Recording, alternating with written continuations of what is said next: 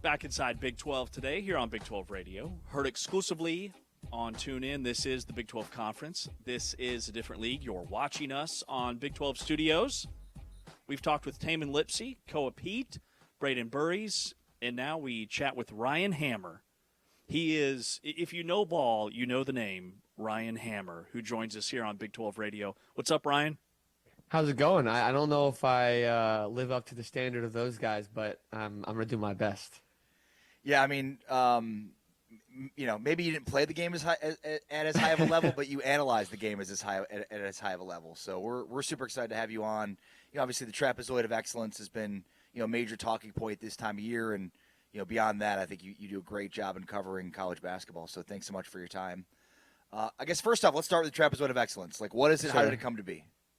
Yeah, the trapezoid is basis of it is it's this analytical theory with a lot of proof now that the faster or slower you play stylistically in pace, the better you need to be at that outlier style to win a national championship and succeed at the highest level in March. It's for the teams trying to it's not just to win in March in general, because teams can win 2 or 3 games and go on this little tournament run by playing those crazy paces and outliers because they're different and teams aren't used to playing them. If the matchups are right, I always point to Alabama as that kind of thing. But the analytical theory says you have to be adaptable, right? So you don't know what type of team you're going to play the next day, and sometimes you have a day or two turnaround. So the theory is that the more adaptable you are and better you are altogether in style and pace, obviously, the better suited you are to succeed in March and win the national championship. Honestly, the charts, I love doing them because it helps me see things quickly and digest things quickly, and I think that's why fans like it, because it helps them digest things quickly when they're like, where's the Kansas logo? Where's the Missouri logo? Where are all my logos? So I use a site and software that spits out the logos for me, and I was watching Alabama, I think it was 2 years ago or maybe 3, playing ridiculously fast, and I was like, there's no way this is sustainable. There's no way this makes sense. So I went and looked into pace, and then I started with a bunch of different metrics. Overall efficiency ended up being the one that I looked into. I used a chart and some video work and some Twitter work. People were like, oh, cool. All these teams in the middle seem to be the best teams. And some of them, whatever, is that the same thing going back in history? And I was like, yeah. I was like, we'll call this the trapezoid of excellence because the teams that you have to be really good, like Virginia in 2019 and Houston in the last few years, if you're really slow or really fast, vice versa. So it kind of took off from there. I had no intention, no strategy or game plan for it. It just kind of did its course. All right, so you mentioned Houston as one of those teams. Who are those outlier teams when you look at this season, the teams that are doing what they do at the highest level and with all that historical data are the true national championship Final Four contenders? Yeah, I mean, it's tricky because Florida, Michigan, Arizona are 3 teams that play at faster paces than teams at that quality normally do.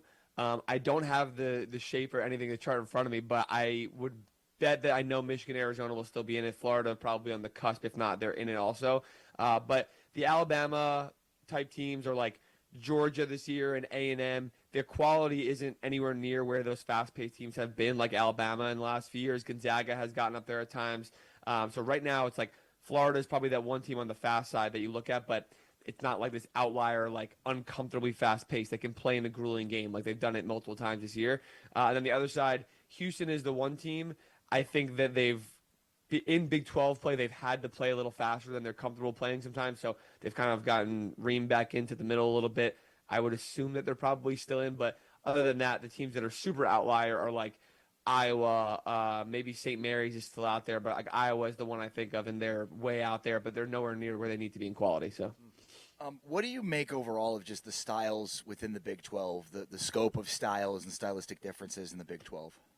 I'm not saying this come on the show. It's the best league in the country. It's the best league in the country in terms of quality, obviously top tier quality. It's been that for years. Obviously the SEC last year was crazy. The ACC's had its fair share of a couple of years for sure. But overall, consistently, the Big 12 is the highest quality league. It also has the best style, I think, that is enjoyable and digestible, but also projects well for the tournament. I look at teams like Texas Tech, I call them junkyard dogs, right?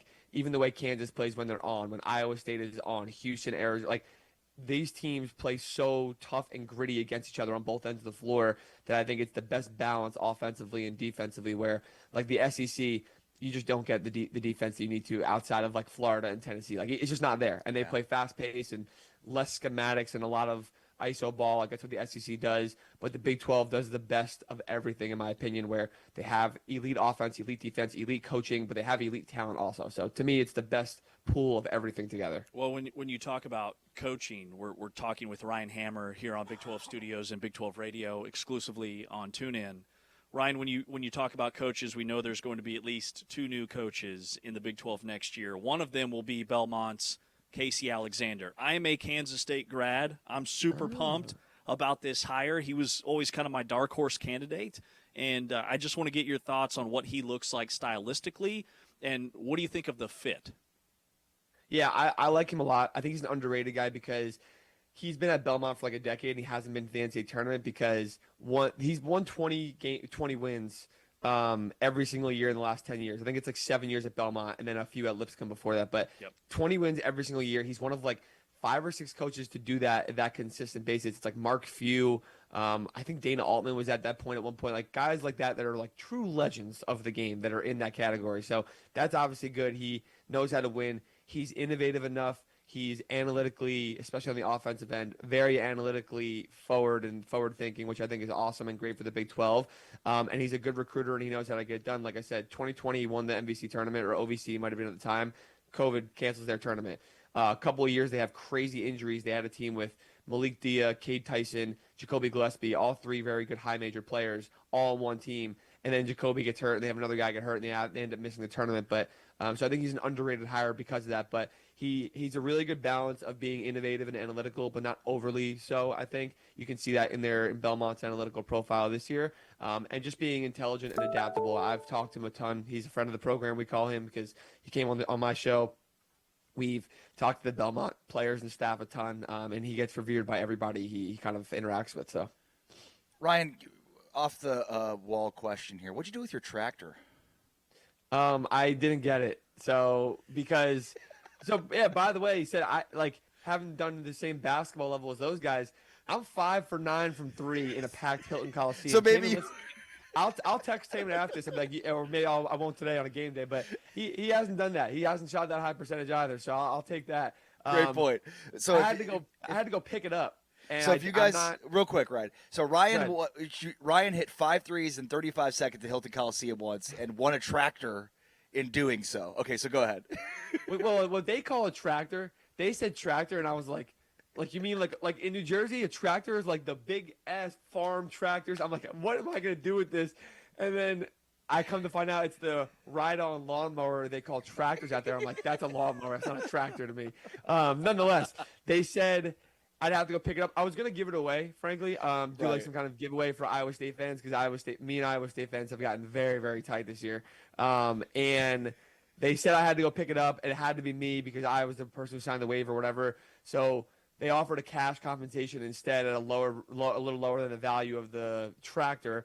So I'm taking the cash, but I'm donating half of it to the local animal shelter out there. That's amazing. Sweet. That's There's awesome. a John Deere. And yeah, you're right. I should have given you more credit for your basketball abilities as you hit. Yeah, it's okay. It's all right. Ryan, are you wearing a Hawaii basketball shirt?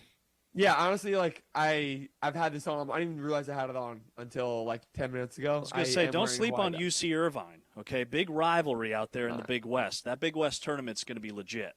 It's great. Hawaii's good though. I like the Rainbow Warriors. What Big 12 fans are like you mentioned the Iowa State fans? They call this Hilton South.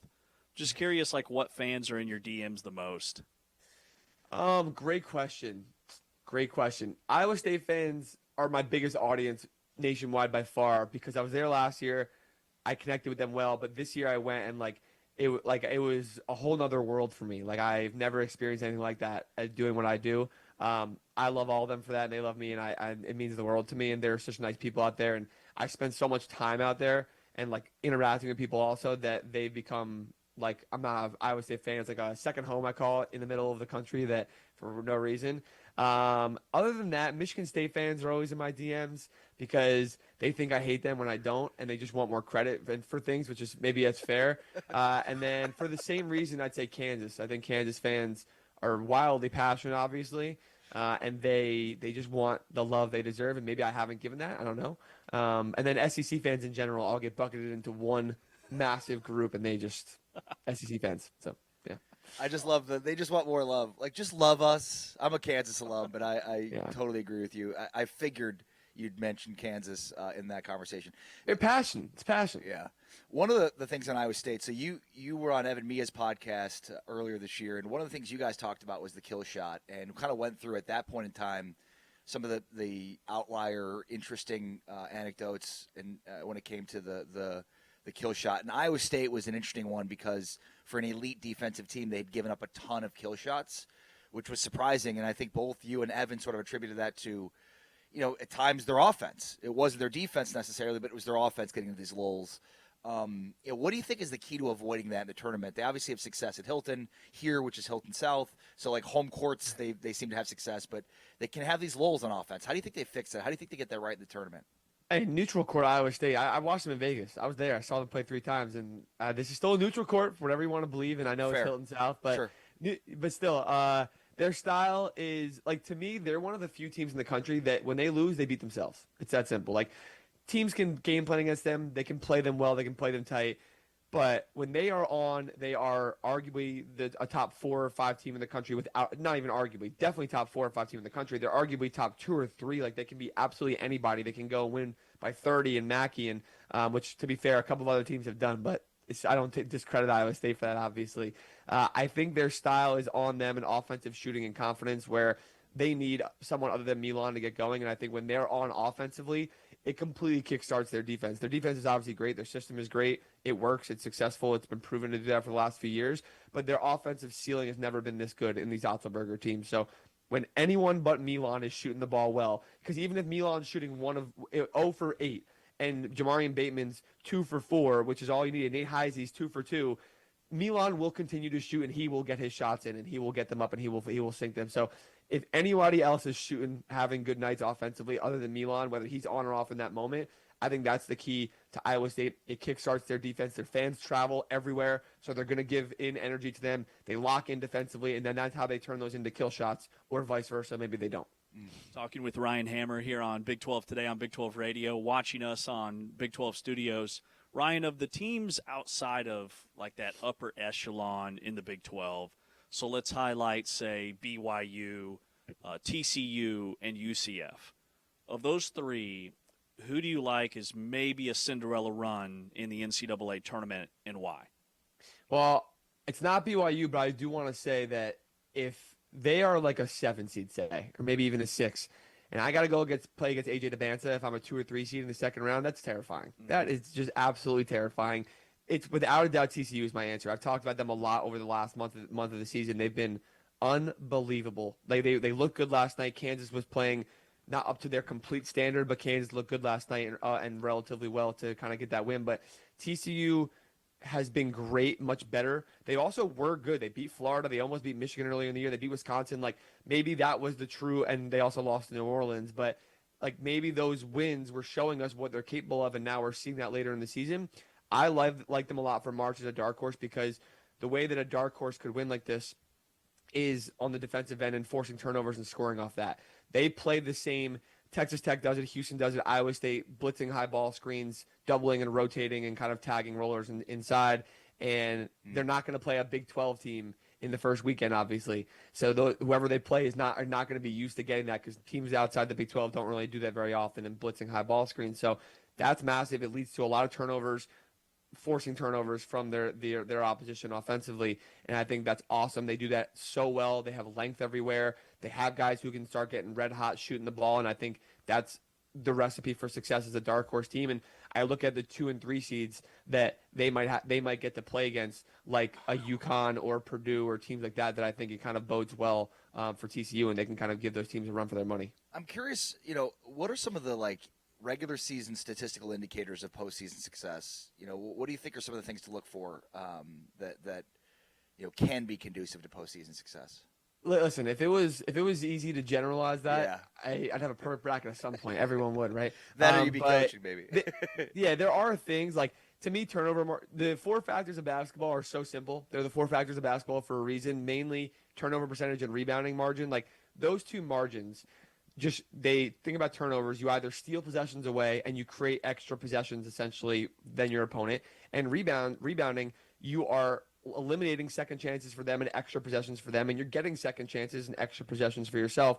So you're statistically just making the game in your advantage. If you win both those margins in any given day, you have more chances to score the basketball than the other team does on the other side of the floor. So those two things for sure, and they have worked. Like, you go look at the teams who are going to win national championships, go to the Final Four in their runs, and even all year, like, they're going to do those things at least relatively well, if not at an elite level. So. Yeah, well said. Ryan Hammer, man, appreciate your time. This was awesome. Hope to have you join us again once the brackets are released. We'll be in touch. Make sure to check out the Blue Blooded podcast. That's Ryan's podcast. Appreciate you all the time. Thanks, Ryan. Thanks, Ryan. Ryan Hammer, trapezoid of excellence. He is the man. I don't know if that was a trapezoid, but that was excellent. It was excellent. An excellent trapezoid, that interview. Check out his podcast, Blue Blooded Pod, wherever you get your podcast. This is Big 12 Today on Big 12 Radio, brought to you by Modelo. Coming up next, we talk Kansas basketball with Shreyas Latta. He'll join us after this timeout. We are brought to you by Modelo, exclusively on TuneIn and watched on Big 12 Studios.